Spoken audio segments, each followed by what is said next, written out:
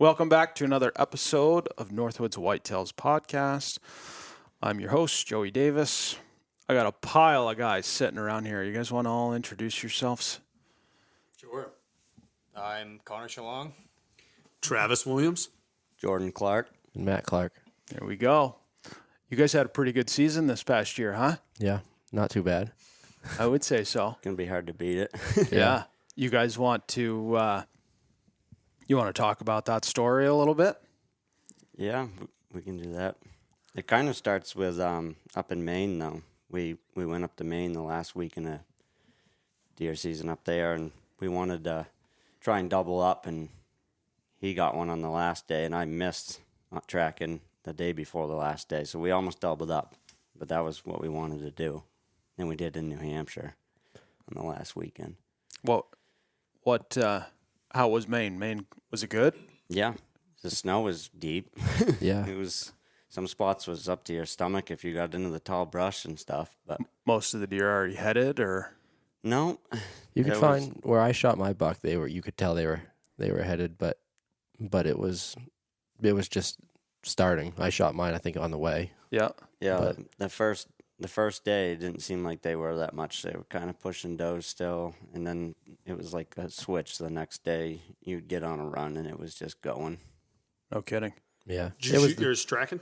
Yeah. Yeah. Yeah, and it was the day after the storm. We got that storm on Thanksgiving. We hunted that Friday. There wasn't much movement. And then Saturdays when I shot my buck, and every single buck I saw came onto one track. It was headed in one direction. All headed. And I just happened to shoot the one. I was following all of them.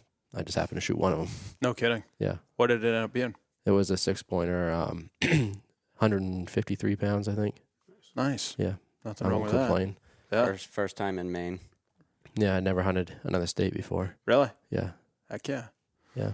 And What do you guys do for work? I'm a carpenter in the winter, and I used to be a landscaper in the summer, but I'm going all carpentry now. Nice. Jordan, what about yourself? I'm tree service and excavation in the summertime, and then in the winter I'm logging with my father all the time. Another logger. Yep. Damn. And a loggers. hell of a Since deer I was hunter. a kid. Killers. Always in the woods. Every Yeah. second I get. My You know dad- Bolton, right? Oh, yeah. Yeah. Yeah. My dad's a logger too, but I didn't want to get into that. It kind of seems like it's headed the wrong direction. That's Yeah. tough way to make a living. We grew up on the logging jobs, and we started with hatchets. Yeah. No kidding. Just Yeah, out we in the actually- woods, just cutting little trees down. And They threatened us when we were kids. We were hammering the striped maple, and they had a new forester on the job, and he said he told my dad he was gonna fine $125 a tree for every tree we had cut. it was 225. Yeah, whatever it was. 225. Over our school vacation, we were there all week with little toy skidders just blocking up little pieces of striped maple. That's awesome. And they said they were going to fine us. And one of the other foresters said to take a good picture of us with our skidders with like a frown on our face and some of the wood in our hands. And he said that at their annual meeting, he would use that picture as they caught the big timber trespassers of the year. That's and it would be hilarious. just us with our skidders when we were kids. That's pretty cool. They ended up firing the guy, I think. Now you guys are both Clarks. You're related. Yeah, Yeah. we're cousins. Our dads are brothers, so they've logged together since we're old enough to get on a skidder. And then we started going when we were younger, and then I just kind of started doing it when I was old enough to start driving. I drove skidder for years, and now I'm off with Dad, just cutting here and there. And then we do tree work, residential tree service and crane work in the summertime. That's fairly busy, so we don't get as much logging in as we used to. We used to be full-time logging, but now it's excavation, and they ask us for jobs when we're there. It's like, hey, can you do this or do that? And my dad's like, oh, it's hard to say no, so It a is little hard bit to of say everything. We've built bridges and all kinds of stuff. no. Nice. That's good. So you guys grew up hunting together? No, actually, we really never.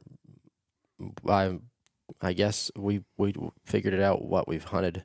We've gone in the woods, I think 5 times together, and I've shot 3 bucks in that time, and he shot 1.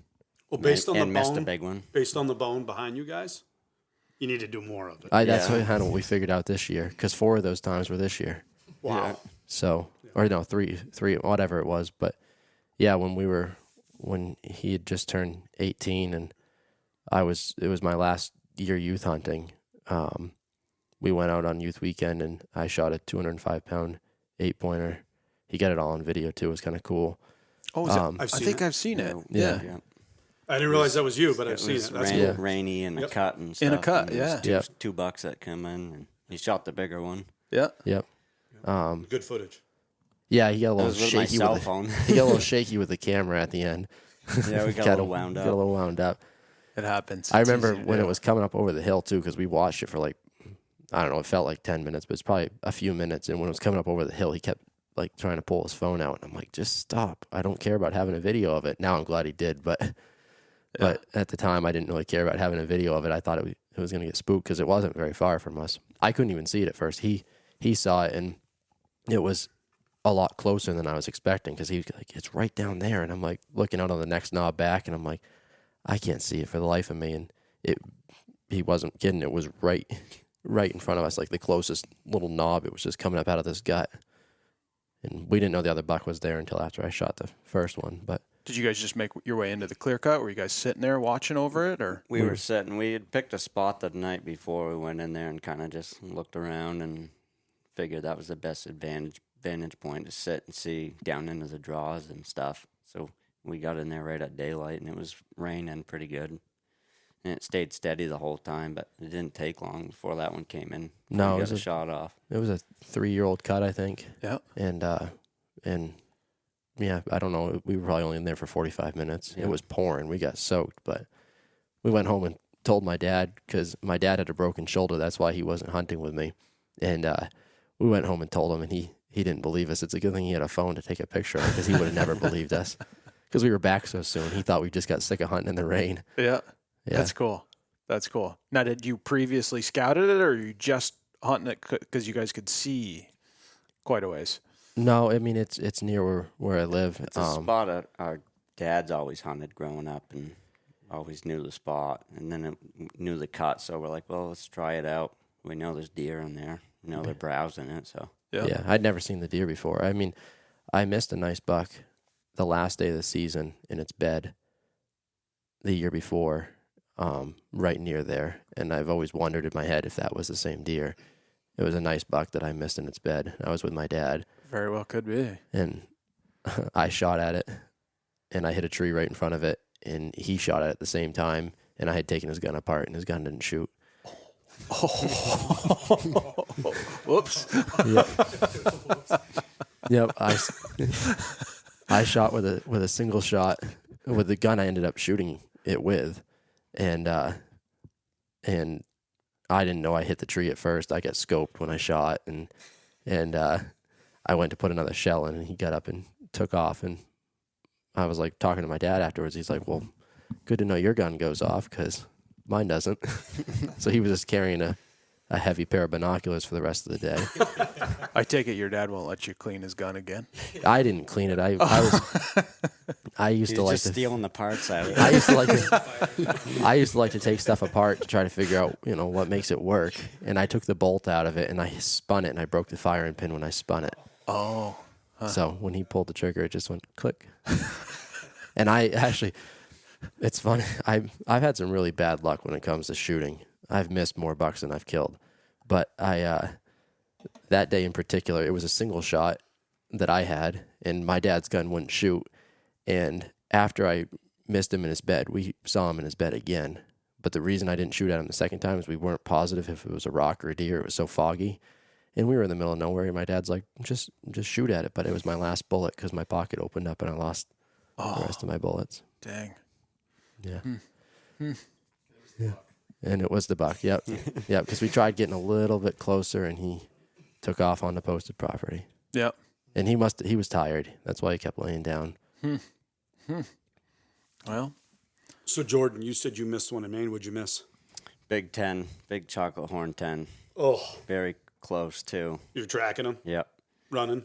Yeah. No, I picked up his track at like 8:30. We ended up taking the same track to start the day off. we were driving roads, and one was going down, one was going up. They were about a mile apart. We figured we could get away with that potentially, and we only had one truck, so it was kind of hard to just drive way off and not have service. And so I took the truck down another road just a little ways and jumped on the track at 8:30, and it was completely snowed in. It just looked like it had a really good stagger to it, and it was dragging.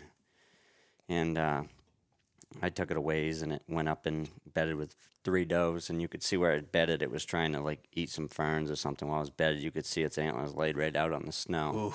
And I was like, yeah, I want this one. Mm-hmm. And I took them a ways after that, and it was like 11:30. I come down through a softwood swamp, and he started blowing open scrapes. And I said, oh, he's going to be up here somewhere.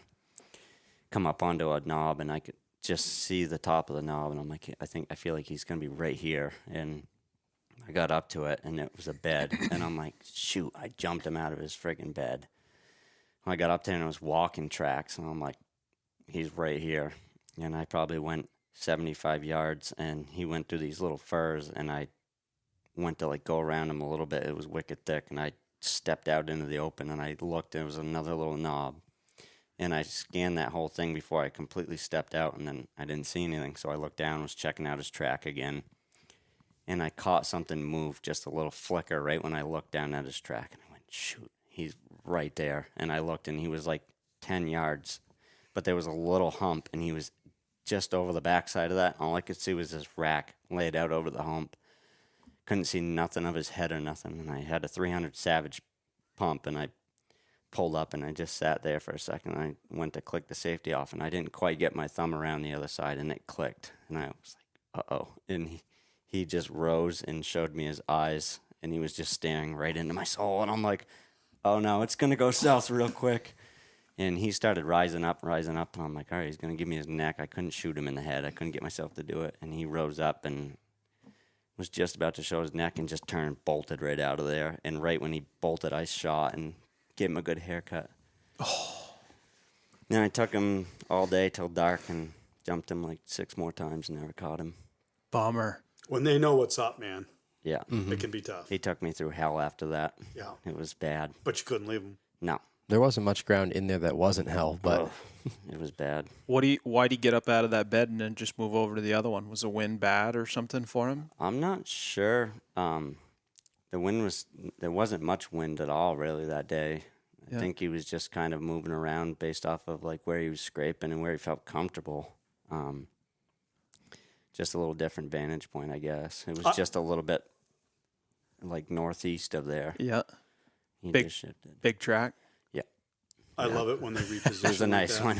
I was pretty disappointed. After I shot, he plowed right into a tree, and I was like, I smoked him. And I didn't have service to text him. I would have texted him right away and been like, I just hammered one. I didn't hear the shot either. So And I ran up there, and I'm like, he's got to be right here. I can see his hair all over the place, and he hit that tree. And then I get up there, I'm like, where the hell did he go? I couldn't figure out where he went. He jumped like way over this section of blowdown, and when he hit, he knocked all the snow off a fir tree, and it covered his tracks. So I couldn't even figure out where he went for like 15 minutes. I'm like, where the hell did this deer go? Is he laying here in a pile? Yeah, and I'm like, he's got to be here somewhere. And then I get up there, and I found his track like a little ways away, and I was like, oh, shoot. And I'm like, oh, there's no blood. I guess I'll stay on a ways. He might not have opened up yet, and nothing. Then he just went through stuff that I could barely get through. I don't know how a deer like that makes it through that stuff. It's mind-boggling, but It is. It is. Huh? yeah, That's pretty good. He was a nice one. I was a little hurt after that. yeah, And that was Thanksgiving time frame? Yeah, Yep. yeah, the last 2 days. Well, When he was telling that story, it makes me think. I love it when they, you're tracking them, and you see their bed, and you're like, at least I always assume I blew them out of there, Yeah. and then they're walking out of it, and they start feeding again. You're like, I've killed. I had chills right up my spine. I've killed a lot of bucks where I I'm knew like, he's here. all right. I literally look at my scope if I'm, carrying a scope gun, check my safety. Yep, I got one in the tube because this is about to happen. Yeah. And ticker's you go starting another to 30 tick. yards, and there he is. Because it's like your indicator. Like, he's right here. He just bedded, and he's feeding, I like. every once in a while, they'll go off on a doe, but more often than not, they're right there. I like a walking track in the afternoon out of a bed. Yeah. because they're probably not going to lay down for the rest of the day. That happened to me that day. I had given up on the deer that I was on. I jumped him, I don't know, 4 or 5 times. I find that he wasn't letting me get close to him at all. And I was headed back towards my truck, and I was a long ways away. And I cut a fairly fresh track, and it was, I don't know, an hour before dark, and he's headed right for a cut. And I was like, this is perfect. I gotta try to catch up to this thing. And the one I left, it wasn't that big anyway, so I wasn't that sad about leaving it. And this one looked like a lot better track. And I followed him down over some nasty, steep crap. And finally, it was wicked cold, too, that day. And he went across this hardwood flat, and there was one hump in the middle of it. And he had shit right before he went up over that hump. And I felt it. It was still soft. And I got up on top of that hump, and I stepped around a tree, and he was there making a scrape. And I was like, this is perfect. I swung my gun up, and he was looking right at me. And it would have been perfect, but he was behind a big yellow birch, and all I could see was his face and the very tip of his ass, and I couldn't see anything else. And I'm like, you got to be kidding me. And he's looking right at me, so I tried to lean to the side, and nope, he bolted, and he headed straight away from the truck. And I was already, I don't know, 4 miles or so from the truck, and it was almost dark, so I didn't stay on him. Yeah, best to leave him. We got pretty fortunate that a older gentleman from Vermont picked us up that afternoon, because we were both planning on one of the other two being back at the truck by dark to drive roads to find the other guy. And both of us were quite a few miles from the truck at dark.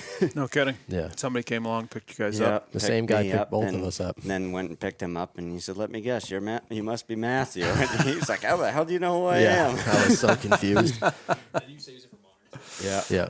That's cool. Damn green plates. Yeah. Hey, you're not a green plate anymore, man. That's right. Yeah, It's no, even I- funnier because another Vermonter came driving along the road there, and he went banging through the ditch while the guy was bringing me back, and we ended up having to pull them out on the way back. This sounds like an adventure. Yeah. Sounds like a good day. that was only day one. I shot one the next day, and I had told him I'm not taking a track if it's headed down from the truck, or if I do, I'm not shooting it. And I took a track headed down from the truck, and I shot it, and I don't know. There was a couple different deer. They kept zigzagging on and off, and there was one track that it seemed like he was following the rest of them. Like I said, it kind of seemed like they were headed a yard up, but I don't know. I don't know the area that well. But he kept zigzagging on, and he'd go off and he'd come back on, and it was kind of hard to tell which one was leaving. But there was one that was definitely fresher, and he kept leaving it. And what had happened was, he had gone down towards a brook, and I went across this. I don't know. It was a little section of hardwoods, and there was a swamp down at that brook, and I had to go to the bathroom bad. I could tell. You can take this part out if you want, but I'll tell you This guys. is definitely staying. I had This to go is bad, every hunter, so, man. So I said, well, I'm getting pretty close to him. I'm going to go real quick before I get down into this swamp, just in case. And so I went, and I took 10 steps and shot him. And I had just come around from where I went, and I could see down into where the brook was, and he had just left, and he was just coming across the bottom of that little gut along the edge of the brook, and I got a broadside. It was the same scenario as the day before too. He was behind a tree, but I was able to lean enough, and he wasn't looking at me, and I got a broadside shot on him. Now, No had you kidding. pooped the day before? No. No, see, if you had, you'd have shot. Right, I know. And it was a good thing he warned me where I was walking when I walked in. I just slipped in the snow and fell on it. And I was John Wright used to call me and be like, hey, did you poop yet? And I'd be like, what do you mean? He's like, did you poop in the woods? I'm like, no. He's like, that's why you haven't shot a buck yet. Got to get that out of the way. Oh yeah, Oh, you definitely got I to get can that vouch out of the for way. it. Usually it's the coldest one, too. Oh, man. yeah. Toilet paper, paper towels, or baby wipes. Paper towels is what I had. That's all I had. I introduced Connor to the baby wipes when we were out west. They're life-changing. Yeah, no, I definitely Soothing. Dude would wipes? probably Or have. is Yeah, dude, what? Dude. Yeah, See it all over Instagram, Facebook. yeah. So I shot him and ran down there. I had to finish him off, and I had just enough service, so I texted him that I got him. He was up on another ridge, so he came down, and the deal was we only had 2 days. So the deal was, if you shoot one, it's your responsibility until dark. So the other guy can keep hunting until dark. And I only made it like a half a mile with that thing until dark. And I finally texted him. I'm like, are you ready yet? Because I can't get this thing out. I had a jet sled at the truck, but I didn't even have enough energy to get back to the truck. But it was all back uphill. Yeah, and So my truck was up The above snow it. was over a foot deep. And Swamp. I didn't have a rope or anything with me. So I said, well, the brook's headed down this way. This is where I really screwed up. I said, the brook's headed down this way. My truck's over here. I'll just follow the brook. It looked like there was a skid road that kind of paralleled the brook. I'll just follow that. It's downhill, and then I'll just walk up the road and get my truck. Well, the brook was flowing the wrong direction. Oh, shit. So I went up the brook with the buck, and the skid road had cattails growing in it. So it wasn't very dry. So I finally went out and got him. We got it out the last half mile right at dark, and Nice. yeah, it was pretty rough going. We were pretty tired. Oh, I bet. It was a long drive home too. Jordan, did you get back on that buck the Yeah. next day? No, he was kind of headed the total wrong direction of where I wanted to be. Yeah. So I ended up jumping on the tracks that he was following because there was 3 or 4 bucks there, but they had all hit that run, and I had hit one other track that was headed off the run. I thought I might catch up to it. It was decently fresh, but he had looped back up and cut back onto the run, and we did quite a few miles the day before, so I had enough. Yeah. Yeah. My leg only lets me go so far now sometimes. Yeah, I was going to ask about that. How's that doing since the accident? It's a lot better than it was. For a few years, it was pretty rough going, but Yeah. now it's starting to strengthen up. My muscles are a little tighter. I mean, we hiked, 13 miles Yeah, on 2 Saturday. days ago. So You throw sheds into the mix and he'll go anywhere. yeah, if I ain't found any yet, I'd pretty much drag myself through the woods till I find something. That's good. I'm glad to hear your leg's doing good, man. It was a That's motorcycle accident, right? Yep, broke my femur in 3 places. One of them never healed all the way. One of the breaks, so it's my pins that keep me together. They told me one day that it could break at any given time if the pin wears out. So I was I'm really thinking- hoping it wasn't when we were dragging my buck So I out. was thinking, hopefully it's not when I'm 13 miles back on the ridge somewhere. Yeah, Yeah, no kidding, be right? the end of it. Yeah. How many years since your accident has it been? 2019. Yeah. I was just leaving his graduation. No Yeah. kidding. So we've had some bad luck, but mostly good luck. Yeah. Well, you're here today, Yeah. so Yeah, it was Very fortunate. pretty concerning when I got a picture of him at my party and he's in a hospital bed in a coma, right? You were, I was just pretty unconscious for a yeah. while. Somebody hit you? I came around a blind corner and went underneath a stop truck. He was stopped right in the corner. Went underneath him, smashed into the back of him, and fuck. no helmet. Never hit my head, but I broke my jaw in 2 places from anticipating crashing and hitting my head. Broke Really? 5 of my ribs and punctured a lung. Oh. It was hell for a while, but Yeah. Yeah. Well, you're doing well now. Yeah. You're upright. You're still tracking bucks. yep. Couldn't ask for a better outcome, I guess. You done riding motorcycles? Yeah, I think I'd spend my money on hunting. Yeah. Not a motorcycle again. Yeah. Yeah. Man. So you guys get home from Maine. Yep. Then what happened? We got fresh snow on that Thursday. And it was the last weekend of, well, that would have been the last upcoming weekend would have been the last weekend of New Hampshire rifle. We got snow on Thursday, and I decided to take the day off from work and go try to shoot one. And I should have taken Friday off, which it ended up working out fine anyways, but I should have taken Friday off. Friday was the windy day. Thursday was just too quiet in the woods. I saw a nice buck, but I couldn't get a shot at him. And I covered a lot of ground, so I was pretty tired on Friday when he called me for help. I also tracked on Thursday, and I did about 8 miles, and it was some pretty rugged terrain. I jumped a small buck, which jumped the one I was tracking. He was in between us. And come Friday, my legs were pretty tired, and I didn't really want to go, but I knew with the conditions I had to go. My leg was beat, but it was windy, and I said, there's no better time than now if I'm going to get one laid down. So I went to a particular spot that I've hunted for years. And Where was that specifically? No Name Mountain. Canada. Saskatchewan. But I headed in, and I checked another spot first, and I didn't cut any tracks, so I just decided I wasn't going to drive around and look for one. I just was going to hike up in and see if I could cut one. And as I was headed up in, I cut a pretty good track that was with a bunch of does, and it was all feeding sign. But he was headed downhill, and that was the last thing I wanted to do was go down and then back up.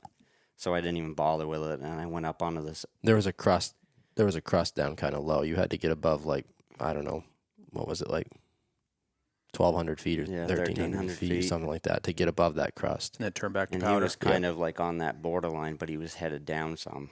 And I said, I don't want to go down at all. So I went up and jumped on a little shelf that had some oak on it. And his track had come up through with a doe, and he was feeding quite a bit there. It was all blown in. It was an old track, but you could see where he was feeding in the acorns right there, that his beams were all through the snow everywhere. And I said, that's the one I want. And then he went probably another 100 yards and had bedded, and I saw how big his bed was, and I was like, I got to stay on this thing now. I had this mindset that it was that particular deer, but I didn't really know. I just a gut feeling. So I took him up onto the ridge, and he went up into a bunch of hardwoods, and another doe had come onto the first doe's track, and he had chased them everywhere, as far as you could see, just tracks everywhere. And I sorted around a little bit, and it was almost impossible to sort them out. They had spent a lot of time in there, which had also made me think that I gained a lot of time right there on this deer. And so I cut above them and just kind of started working across the bank, and they had come up, and he went lower. The two does went up to the top of the softwoods knob, and I knew he was going to come up the right side, so I was constantly scanning on the edge of the softwoods bank, and he was there, but my wind was terrible. So I blew him out of his bed, and he took out across this ravine and up into some more softwoods. Left the doe. Left the does. They went the total opposite direction, which I was like, that's pretty good right there. And so I took off after him, and for a while I was cranking right along, and then he slowed up, and once he slowed up, I slowed to a creep, because I just figured if I jump him a second time with how tired I am, I'm probably not going to catch him again. And I took him through a bunch of softwoods, and I was hoping he was going to bed in there, because the particular direction he was headed I knew was going to be hell if he went into there. It's all brush that's about this tall. And he went out into that section. He was just starting into there, and I was like, please don't do it. And he turned and hooked to the right and was headed up towards another softwoods knob, which I thought might not be bad. And I was kind of playing it out in my mind, and I stepped around this little fir, and he was in his bed 25 yards away. And he wasn't bedded facing his backtrack, and he didn't even have the wind in his favor. I could not believe it. I was like, what are the odds of that? Wow. And, yeah, he was facing straight away from me. The wind was kind of coming in like this, and I just saw that rack, and I was just in awe for a second. I was like, I couldn't shoot him. He was bedded like right behind the little blowdown log, right on this hump. And I could just see the antlers in the back of his head. And like, again, in Maine, I couldn't shoot him in the head. I couldn't get myself to do it. And it looked like if I had just gone to the right, like 5 feet, I would just gain enough elevation to put one in the back of his shoulders. So I was shimmying to the right, but the wind was blowing, and then it would stop. So I was like, I got to go real slow. I was just inching. Then I felt the wind whip twice, and I was like, uh-oh, he's going to get up. And he stood up, and I just shot immediately, and he plowed snow. No shit. That's awesome. That is a great. That's pretty cool. So then, I literally couldn't lie. I felt like I was the- there for a minute. That's the and people have to see this animal like in person. Hopefully, you'll go to a show or something with that thing, Yeah. because your pictures, he looks big. yeah. In person, he's something different. I don't know what to say. I've had a lot of people ask if the pictures just made him look a lot bigger than he is. I said, well, you'd have Nope. to see him for yourself. The answer's no. Yeah, the pictures don't do it I've got justice. goosebumps. So- That's a good story. You walk up to him. Yeah, well, actually, he had plowed snow, and he had got up, but I broke his right front shoulder when I shot him, and he went about 100 yards down over the hill. And I got up to him. He was still kicking a little, one lung blown, so I just put another one into him, shot him, finished him off. And I was like, it is that deer that I thought it was the whole time, which doesn't happen very often, but it did. You had previous knowledge of him. Yeah, 2020 and 2021.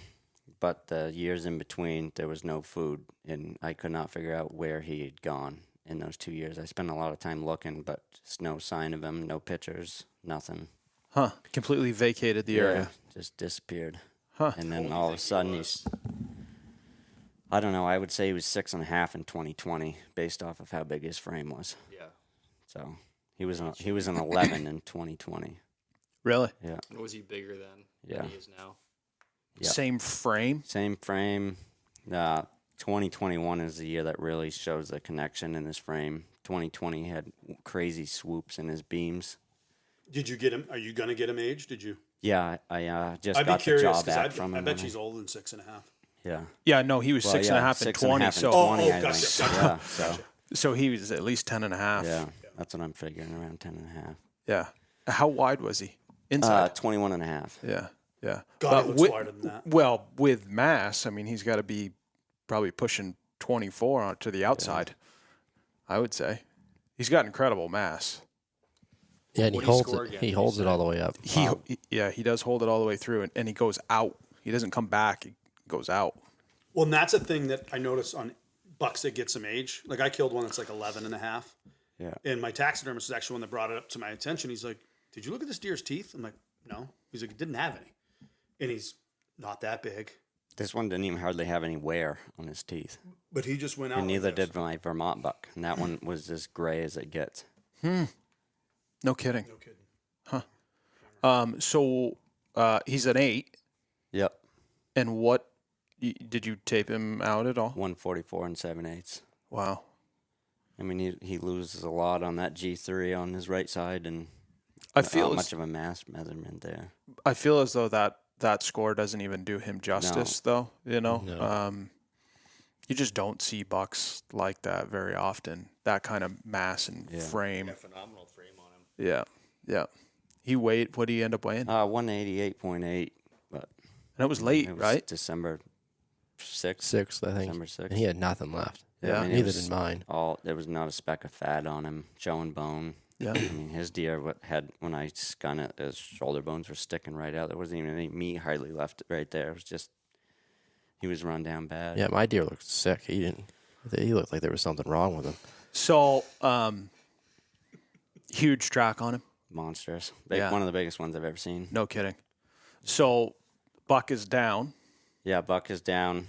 Had to sit there for a second and eyeball it a little bit, but I didn't have any service where I was, so I decided I'm gonna head up to the top of the ridge and call my dad, and he's always the first person I call.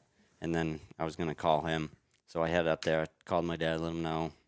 Then I called him, and I told him I had just shot a giant and that I needed help dragging because I was a long ways back and I was smoked, and he was at work at the time, but he said he would leave. I figured I kind of owed him one for bailing me out the week before. And he had mentioned that if he should bring a gun or not. And I said, well, the conditions are phenomenal right now. I guess you're not going to win if you don't bring one. So Yeah, and I was in there the day before.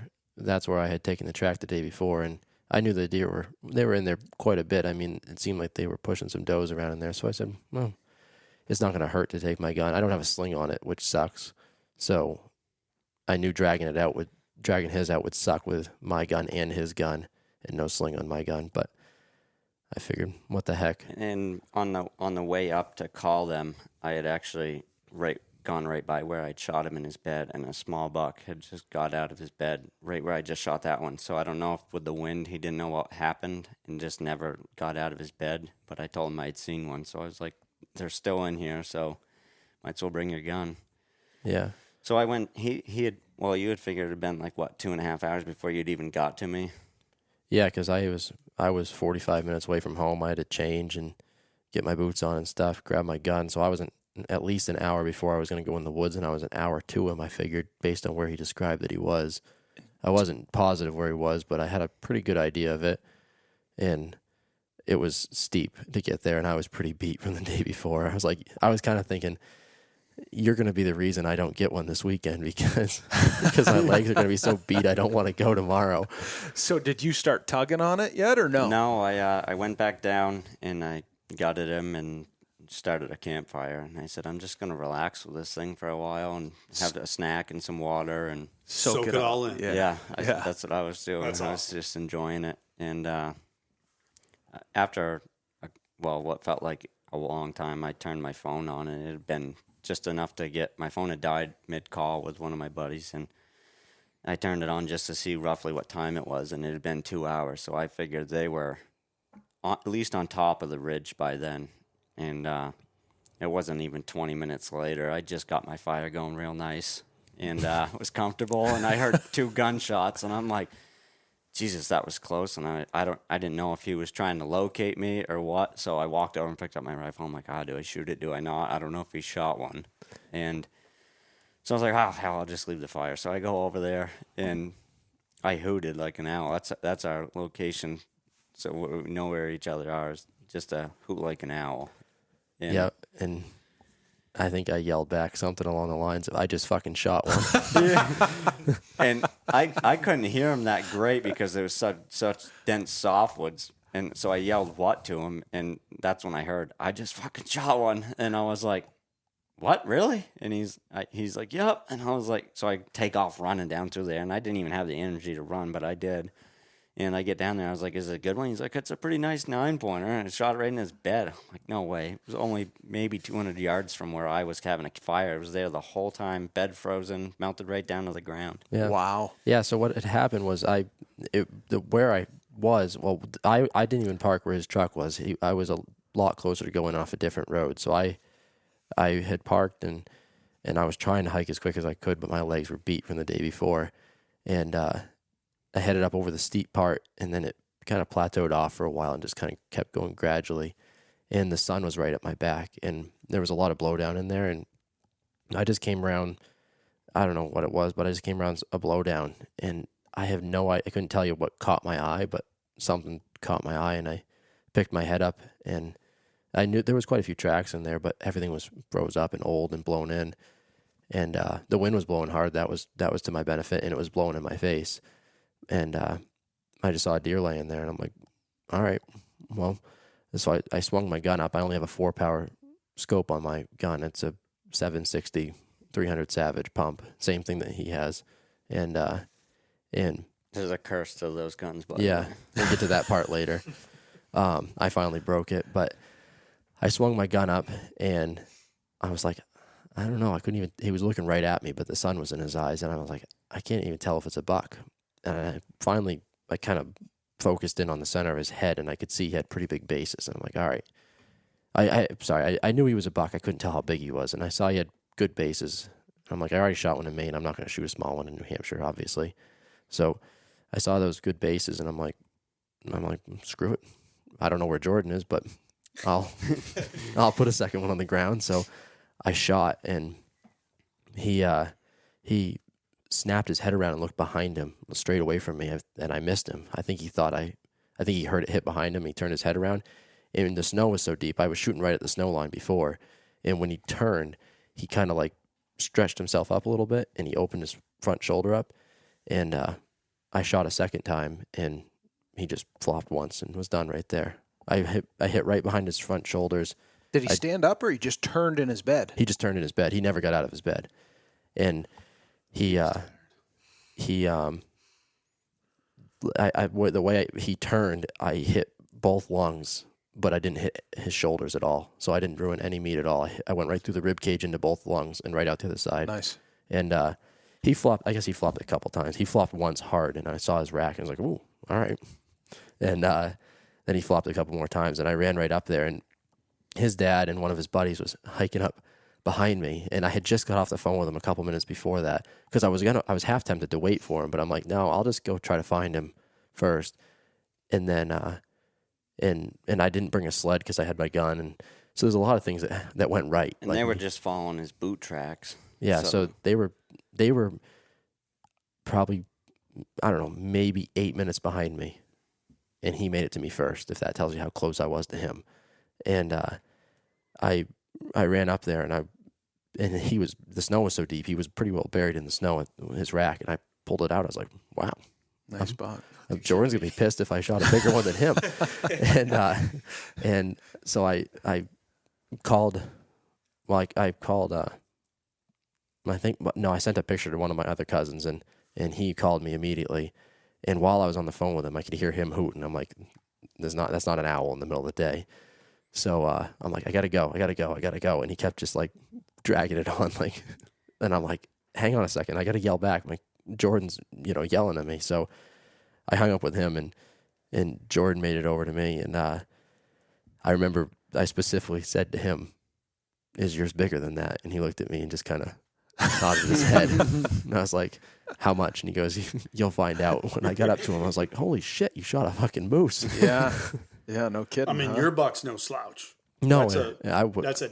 Yeah, it's a good I buck. mean, anybody at this table is going to shoot that buck every time we see it. That's a dandy. Yeah. So what'd your buck end up weighing? 141. Yeah. It was run right down to nothing. Wow. Yeah. It had a short frame, it had a short body on it. Everything was, the one I shot in Maine, which we figured, what did we figure? The one I shot in Maine was 2.5 or 3.5. probably. Yeah, it was a young buck I shot in Maine, and they had almost the exact same frame. And this one, I didn't get it aged, and something dragged the jaw off my porch No, bummer. because I saved it to get aged. Yeah. But I had a picture of it the year before, and his deer hadn't gained anything at all. It lost one tine, so Yeah. it was on its way downhill. So Huh. his deer was fairly old too. and it had the same frame as a 2.5. So I don't know. It was just short, small, and it had not a stitch of fat on it. The thing, you could see its hips sticking out of its hindquarters, and yeah, Wow. it was in pretty tough shape. So you guys had some bucks to drag off the hill. Yeah. Luckily, my buddy Colin Huntington come along with my dad. He wasn't working that day, and he came to help. And then his friend and his fiance actually came too. They showed up a little later to help drag, but I mean, we had a long drag to get out of there, Yeah, and a lot of pictures to take. Yeah, I bet. another one of one of our friends, Brandon, he was hunting, and Jordan had called him, but he didn't have service, so he called me back, and Jordan's phone had died at that point, so he called me back. He's like, Jordan said he got a good one. Should I come help you guys? I'm like, no. I'm like, just keep doing what you're doing. I'd rather see you get a deer. I'll go help him get it. I've already shot one, so I'll go help him get his deer out. And then I shoot that one, and I feel like a jerk because I told him to keep hunting and not waste his afternoon going to help Jordan get his deer out. Now, That- did either of that your day. uncles have a 12-pack with them to celebrate in the woods? I had some Guinness in the truck. There you go. We made a pit stop at the store pretty quick. Yeah, because we still had to go get his truck, and he was going to ride with someone else. I was like, I think you probably should ride with me, given that I have 2 bucks on the back of my truck. And Yeah. that wouldn't look that good, and it's hard to hide them. Mm-hmm. Yeah. Yeah. Boy, you guys stacked them up then. Yeah, we would have had 4 if he hadn't missed. So I guess we probably should get to the 300 Savage curse. Yeah, what's that about? I kind of started it. I was sick of tracking them and not being able to get them in the scope. So I had just got out of high school. Or no, I was still in high school, and it was Thanksgiving Day, and I grabbed a gun the night before out of my gun safe just on a whim. It happened to be this gun. It had a peep sight on it, and I said, "Well, I'll take that. I'll shoot it, and that'll be a lot better to track with." So I took it with me. I shot it the night before. It was right on the money. And I had never used a peep sight before, and of course it had the pin, the notch sight like regular iron sights, and then it had the peep sight. And I took it with me, and I headed up pretty high because we had just switched the snow. It was raining all night, had just switched the snow, and I headed up where there was old snow that was wet, and now with fresh snow on top of it. I cut a buck track, followed him. I jumped him out of his bed twice. He went up high. He got up to like 3,500 feet. He went up really high. And so it was wicked thick, and I finally got into a blowdown section, and I could see his ass sticking out behind a tree. And I knew I could smell a tarsal gland in his bed. It was a buck, so I figured it wasn't going to be a small one all the way up there. So I just shot at his ass. I was always taught, take the first shot they give you. And he backed up. I could see he had a nice rack on him and took right off. I was all wound up. I thought I just shot a nice one. Jordan had shot one that morning, so I'm like, perfect. We doubled up because we'd always wanted to double up since we were kids, and it had never happened. And got up there, no blood, no hair, no nothing. Oh, and a key part to the story is I had 5 bullets that I found for this gun, and I shot one when I was practicing, so I had 4 bullets left. So now I have 3 left. So I know where this is going. yep. So I followed him for a little ways and didn't find any blood or hair or anything. So 20 minutes later, it had opened up into some hardwoods again, and I could see him. I don't know. He wasn't very far away, and probably 30, 40 yards. And I knelt down because I kind of had to go underneath some brush. I shot. He snapped his head around, looked right at me, shot again.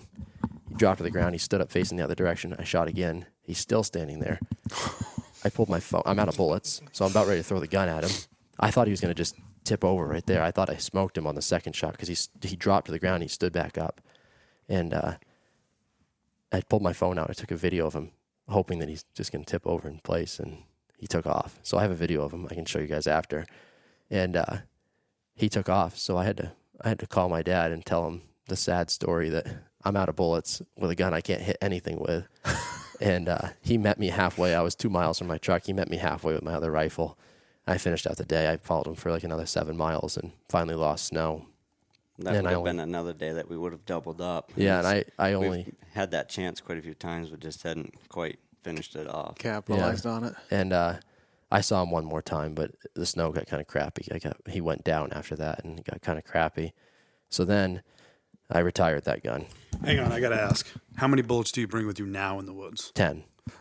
How about you, Joey? How many do I bring? Yeah. 9. 9 or 10. All right. I keep bring 5 15. in the gun, and I keep 5 in my fanny pack. I bring 2 spare mags and then 2 bullets to make them all 5, so I bring 15. I only have one mag for this gun, so I just keep 5 just floating around in my fanny pack. But I put 4 in the gun, 1 in my pocket, and I've got 4 wrapped up with electrical tape in my pack, yeah, so it doesn't rattle. yeah, that's a good idea. So I took the gun home. I was like, I got to have some answers. Why did I miss? So it had that notch sight in the middle, and the peep sight wasn't sighted in for me. So when I was practicing with it one time, I had that notch sight flipped up, so I could line it up pretty well.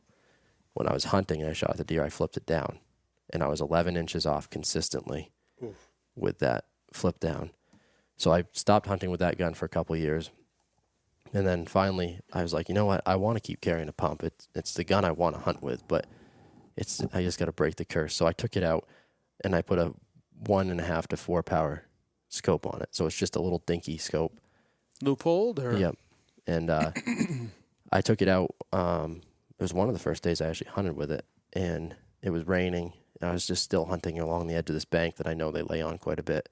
And right where I've tracked him to before, one stood up in his bed, and it was a nice buck. I don't know what it was, but it came right around. They almost touched in the front. He was looking right at me, quartering to me, and I just swung up and shot, and I think I shot right over the top of him. And then I sent one at him on the way too. And so then that's 6 shots I've taken at a deer. And then the next year, it was that same year, I shot at one tracking, and I thought I missed it again. And I was like, you've got to be kidding me. And he took off, and then he turned around, and he came straight at me because I hadn't jacked another shell in yet because he had taken off. So I jacked another shell in, and that's the only thing that stopped him from running into me. And he turned down below me, and it's the only running shot I've ever taken at a deer, and I flopped him right there at 10 feet. And I didn't even really get him in the scope. I just pulled up and shot, and I flopped him right there. And I was like, well, I finally broke the curse with this gun, the 8th shot I've taken at a deer, and I finally hit something with it. So come to find out, I did hit him on that first shot, but I didn't know that until after I scun him out. So then the next year, I'm finally getting a little better with this gun. And the next year I changed it, not how many times can I miss the deer, but how many times can I hit the deer and not kill it, which comes out to be 5. I hit it first in the stomach and then the front leg, and it went for 4 miles like that. They're unbelievably tough critters, man. Yeah, they are very tough, and it wasn't even a very big buck. I really wished I hadn't even. I felt bad. I wished I hadn't even shot the thing. It was only a little 6-pointer, and he went for 4 miles like that. And I knew he had a broken leg. I could see he was dragging it. So I said, I need to finish it. The snow was melting pretty quick, and I said, I need to finish it. So I said, I'm taking any chance that I get. And he jumped up. He went through. Yeah, it was up here. He went through the cut up here. Died right there. Yeah, he died right on the neighbor's lawn. So he jumped up in this cut that's up back here, and he went down over a bank of hemlock, and I shot him right in the ass, and he somersaulted down the hill. And I ran up and I shot him again in the front shoulder. So that's 4 shots, and I said, he's all done. At this point, my fiance was with me because I had tried to let him lay down and stiffen up for a little while. And So I went and got her. And she's like, he's not done. He's trying to get back up. So he only had one leg now that wasn't broken. And he's dragging himself with his one front leg, and he's rolled the rest of the way down onto the neighbor's lawn. Oh, shit. So now I'm within 300 feet of a house. So I went up, and I knew the person. So I went up and knocked on the door real quick. I said, hey, I explained it. I said, I got to go finish this off. And he said, yeah, go, of course, go finish it off. So I will say it was the easiest drag I've ever had because he let me back right across the lawn to get it. But man, I felt bad, and I hated that. So since then, I shot the 2 this year and took less shots to kill the ones this year than I did to kill that one in particular. Sometimes they I die still awfully haven't broke hard. the curse yet. I've only shot once with that gun. And he missed I it. missed, so I still got to break the curse. on Hopefully that you gun. doesn't take 8 shots with you. I don't know if I'd try for a second time. Yeah. I think I might love the retire gun. that one. Antsy. The problem His is, dad missed with the same gun on a big one too. So now I'm like, I don't know. yeah, my dad might be missed with time. his gun that he has. The problem with, like, I love the gun. To carry it, like with the way the scope is, I can hold it right behind the pump, wrap my hand completely around the gun, and my thumb covers the front of the scope. So when I'm going through junk that's got snow on it, I can just tip the gun up and walk right through it. I don't have to worry about snow on my scope at all. It's perfect. Yeah. But it took a while to get to that point. We're finally So are you getting over- confident with it now? I wouldn't say I'm confident, but I'm better. Confident Might be a enough good time to sell this thing. No, I've already said I'll never kill another deer. confident enough to With break another- its front shoulder. Yeah. No, I was pretty proud of myself. That's why I made sure to put the detail in there about the one this year that it was a perfect shot right behind the front shoulders. I didn't hit any Yeah. meat whatsoever. I made it a point to put that in there because Nice. I'm a little bit proud of myself on that one. Nothing wrong with that. Because they get a lot of hamburger out of the one the year before. You guys eat your deer, right? Oh yeah. Oh yeah. I mean, it's like you made a comment about, like, I wish I hadn't shot it. But remember, it's the protein. It's the Yeah. full circle. Like I've shot deer before where I'm like, I shot one, and if John was here, he'd give me crap because one of the reasons I shot, it was a 6-point. I was tracking it, and it literally in its bed, it just started growing, and I saw that it didn't have much for antlers. But when he got up, he literally has a 30-inch neck. He's 30-inch neck, but he weighed 156 pounds. And I remember I was so bummed out after I weighed him, and I'm like, what are you bummed out about? It's a beautiful deer, and it's in your freezer, and you're eating it every day. Yeah. This one that I shot 5 times, I was tracking a buck that was pushing a doe really hard, and they had finally slowed up, and I saw the doe laying in its bed, but there was a couple smaller bucks that were tailing along, and I just looked to my left and saw a buck coming up through the woods, and I said, that's him. And I waited. I put it on an opening, and as soon as he stepped into it, I touched it off, and it ended up being one of those smaller bucks. It was only Yeah, especially the way we 126 pounds or something like that. Yeah. No, I can't complain. The reason I wish I didn't shoot it is because I wish I didn't start it. I wish I just let that one.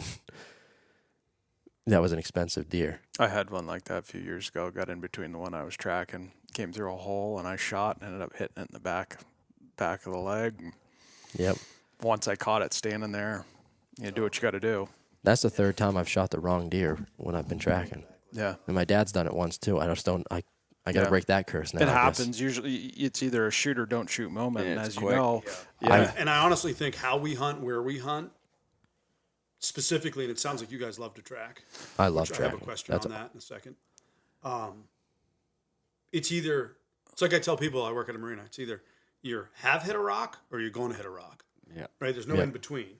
And when it comes to tracking, you've either shot the wrong buck or you're going to shoot the wrong buck. Yeah. yeah. Well, that's the Because biggest difference between him and I is he analyzes the situation sometimes too much, and I react way to the too point fast. where I've not shot good bucks because I caught the wrong glimpse of an antler or something and thought it was a different deer or vice versa. And And I don't I've think been it's on a both. bad. It's a bad trait, though. You know what I mean? Yeah. Because you're patient enough to do it, where most guys, their heart's racing through, beating through their chest, and That's the me. second they see it, they shoot. Right? Yeah. You're confident that you can take the time that you need to do what you need.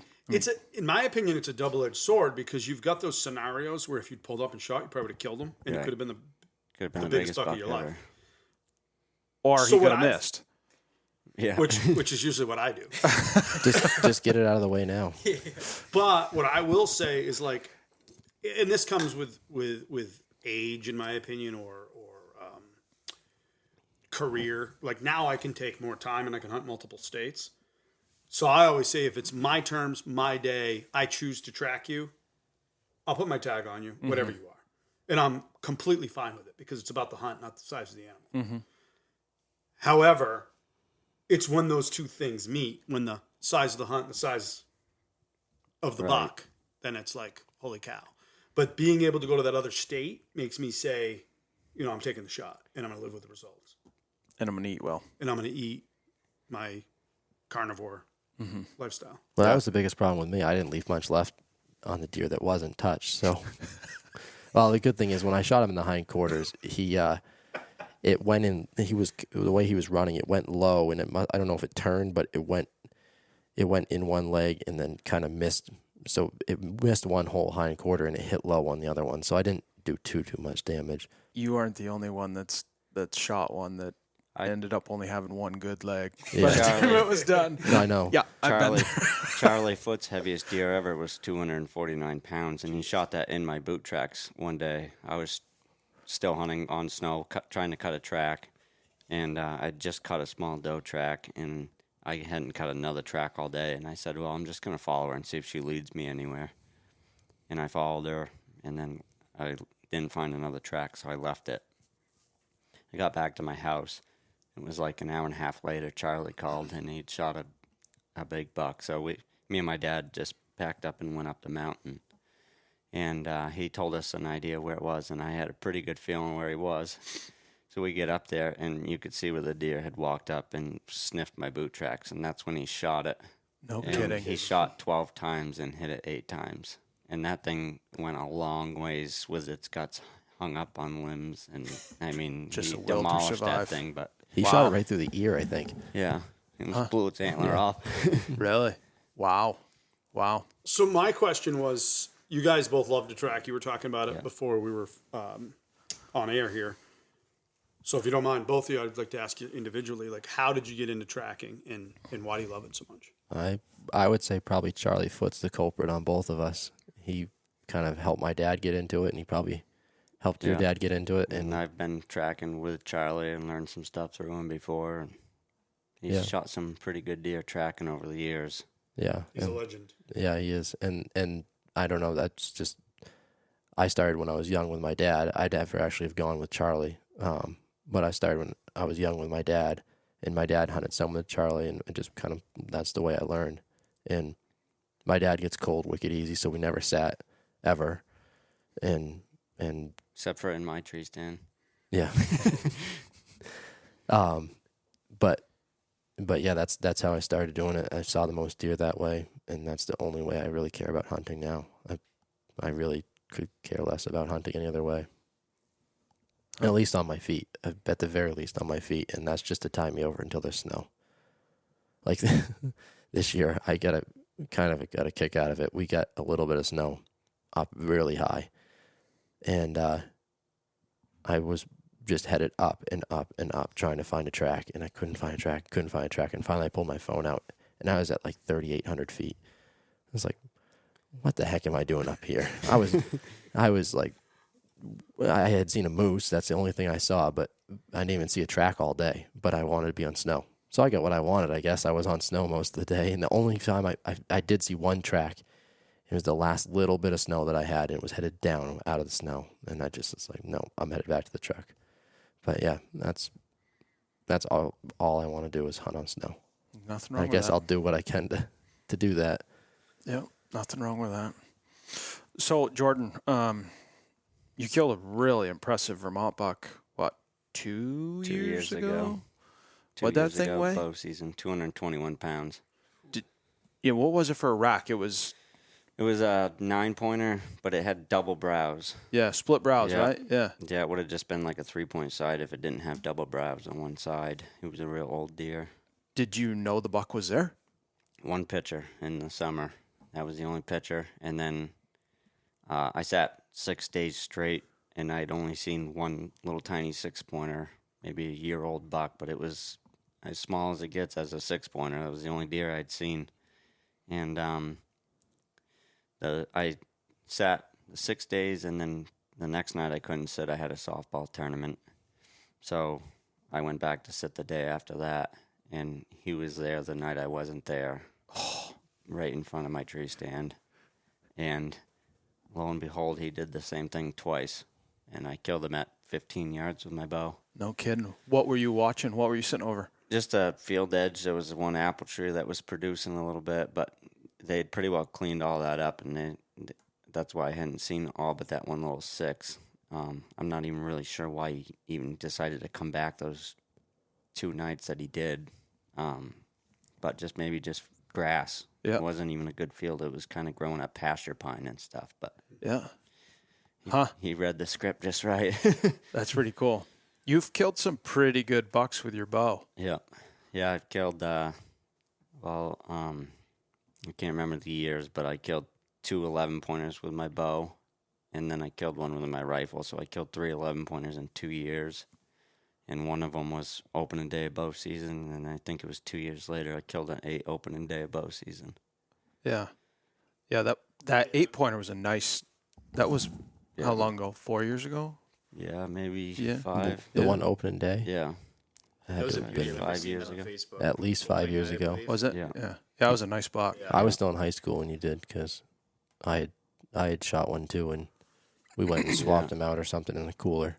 Yeah, I spend a lot of time in the summer, late summer, July and August, just trying to figure out every bit of pattern I can, because I figured if I'm going to kill one with my bow, it's going to be the first week of bow season before they start changing their patterns, and I've killed a couple like that. There's no better time to get onto a big Yeah, one. First day for me has been my best day, so. Nice. Good for you. Those heavy deer, weren't they? The 8 was around 170. Yeah. And then the 11 was 188 also. Yeah. Nice. Huh. So dive in a little bit about what you're looking for when you're trying to find a big one, September 15th or whatever it is. What are you looking for? Food source, bedding, you're trying to... A lot of edges. Like I'm trying to find a steady food source that they really enjoy more than maybe there's one oak tree that they might think has a little bit sweeter acorns than the rest. I've found a couple like that I've sat and had success over. But I like to stay tight to where I think that they can make it to me within the last hour before dark. Because usually they're not showing up till right at dark to that food source. That's both of them I killed were right before dark. Just right on the edge of maybe a softwoods patch or something with a little knob. Yeah. And that's how it's worked out. Do you run a bunch of cameras? Just Yeah. cover ground? Yeah, I run quite a few cameras. That kind of gives me the intel of what particular buck's in there, which one I'm going to target. Yeah. But I cover a lot of ground too. Yeah. I like to explore. I like new country and seeing what's out there. Yeah. But my worst habit is I'm a logger, so I'm looking at trees a lot too. You killed a buck, I don't know, a little while ago with your rifle. It had splits on its... Yeah, that was one of the 11s I killed with my rifle. That was a cool looking buck. Yeah, that one was we figured was like a 3.5-year-old deer. It weighed 137 pounds. No kidding. And Just good genes. Real small frame, but it had a wicked rack on it. Huh? Yeah, pretty deer. Are you hanging stands pre-season in some of these spots you're finding? Yeah, consistently usually. But now I run a saddle a lot, so I want to run 2 saddle setups. I want to have 2 platform setups because I don't like to sit a spot very long. A couple sits and then I'm out of there. I don't like to push them at all. So. Do you have a certain amount of times you'll sit it? Will you sit it 3 times and give it 2 days off, or 3 times, roughly 3 or 4 times, and then if I don't have any success by then, I'm off to another spot. Yep. And sometimes it'll be a week before I get back there, unless I think I need to get back there right immediately. But if I figure in early bow season, if I haven't killed one out of there in the first 3-4 days, I'm probably not gonna. Yeah, just till he's on end to, of October or something. and on to you. Yeah. Yep. That's what I found. It's very tough. You've got one opportunity Yeah. and you better make it count. Otherwise, he's on to you. It's gigs up. Yeah. Yeah, that 8-pointer actually that I killed the opening day, I passed him up in the same spot the year before, the second night of the season, and there was another buck I was hunting in there, and I almost killed him. He come in and was rubbing trees like crazy. I couldn't believe it on the opening day of bow season, but he was making a lot of racket. And that small 8 came out right underneath me. And I filmed him and stuff. And then I said, well, I guess maybe he'll be something next year. And I killed him the first day in the same stand. Wow. So Talk about historical data. yeah, What do you think he was? 3.5. Nice wide rack, if I remember right. Or very good. Very good 3 or 4. Yeah. But I killed a 10 with my muzzleloader in 2021 that I figured was 7.5 years old. I had pictures of him for years. Only ever found one shed off of him, but I had pictures of him consistently, and he never changed hardly at all. Really? Just same rack for years. But So do you try and find a lot of your bucks by shed antlers? Will you target some of those deer if you... I shot a few that I found sheds off of, yeah. Yep. But some of the places I hunt, I don't even really shed hunt generally because the snow gets very deep and Get out of there. winter in there and stuff. Yeah. But yeah, I've shot a couple that I have sheds off of, a lot of history with. But Do you find it pretty important to know those, that particular woods, know it like the back of your hand yeah, from shed hunting? yeah, that's one of my favorite things about it. Is sometimes I don't find any, but you still have a huge win if you go in there. You can see runs that they use that you wouldn't see in the fall that well, with the leaves falling and stuff like that. But in the spring, it's packed. So Yeah. I like to try and concentrate and getting back to some areas, even if I know there's not sheds in there. Yeah. It's always good to know an area, especially if you're ever tracking a buck in there. Yeah, You know it like the back of your hand. There's a good chance you're gonna be able to get onto it There's pretty been easy. some places that I've shed hunted before that I don't generally hunt, but I've taken tracks into there, and I knew that spot well from that, so it made me a little bit successful from that. Tracking areas consistently too, you learn consistent patterns of that area. Like there's one spot in particular. If one heads this direction, I know he's headed to lay down. I don't know exactly what knob it's going to be on, but he's headed to lay down in that one spot. It's the only softwood patch on the whole hill, and Nice. I've never shot one there, but You will. I've missed one there. Well, you guys got anything else? You want to wrap this baby up? Yeah, no, I just want to say thanks for coming, guys. I appreciate it. We've you. been chatting about doing this for a while, and that's an impressive buck. Thank you. You guys are both impressive young men, and keep it up. Yeah, thank you. Keep the Appreciate camaraderie it. between the two of you. Hunting is what connects you, and it's an amazing sport that we all cherish. So. Yep, memories are a big thing. Yeah, Yeah, I they think we kind definitely of are. figured out that we need to hunt together more, so Make it happen. and practice more. All right. Well, thanks, guys. We Yeah. appreciate you getting on here. Definitely. All right. Take care. Yep, thank you. No one can save you. You better